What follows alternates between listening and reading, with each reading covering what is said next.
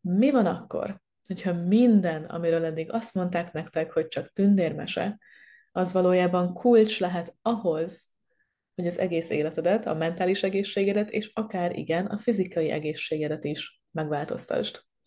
Mit értek ez alatt? Ha például igen, valaki hangokat hall a fejében, nevezzük nevén a dolgokat. Ki az? Ki beszél hozzád? Mit szeretne? Egyáltalán hozzád van-e köze annak az entitásnak? Egyáltalán akar-e tőled valamit, vagy csak véletlenül tévedt oda?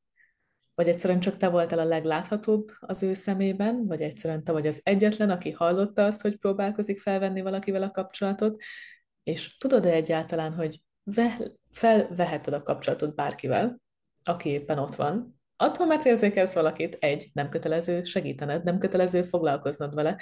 Már bocsánat, de hogyha lemész az utcára, akkor sem állsz neki minden járókelőtől megkérdezni, hogy miben lehetsz a segítségére, hogyan tisztítsd el, hogyan old meg az életét, hiszen nem tudsz senkit megmenteni, aki nem kéri a segítségedet.